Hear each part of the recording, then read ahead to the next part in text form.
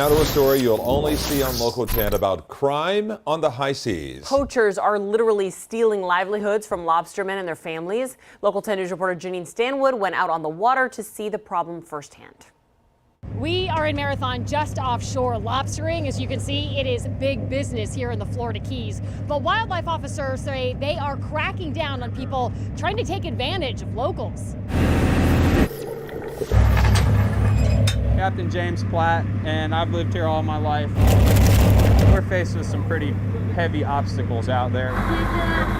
Every time James Platt, a commercial lobsterman, pulls up a trap with his crew, Probably made about $2,500 today. it's money in the bank. Isn't he a beauty? This is one of about 400 lobsters that was pulled just today. I've got a couple kids myself. All my crew guys have 2, 3, 4. One of them has 6 kids. So, I mean, there's a lot of people that rely on this boat and this business to put food on the table.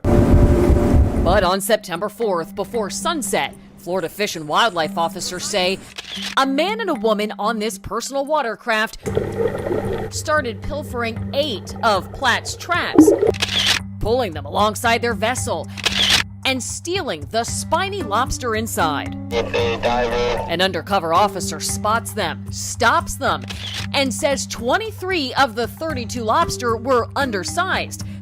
They also had out-of-season stone crab. The pair now face felony charges. The pristine ecosystem in the Keys is the bread and butter of the economy here. These people are just out here to poach. But wildlife officers we met say every year they arrest people for crimes including stealing from commercial traps and poaching marine life when it's undersized or out of season. You're taking money from the commercial lobstermen down here. They're trying to make a living. In cases that you guys have prosecuted. We've put people in prison. Prison time for poaching? The state attorney says his office is sending a message. There's 1,600 families that depend on the lobster and bait fish and stone crabs. 1,600 families.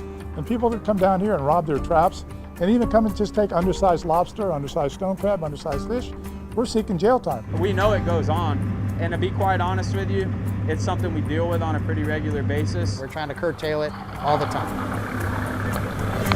Lobstermen and fishermen want people on the water to pay attention. Wildlife officials say if you are out there and something doesn't seem right, they want you to give them a call. We're in Marathon. I'm Janine Stanwood, Local 10 News.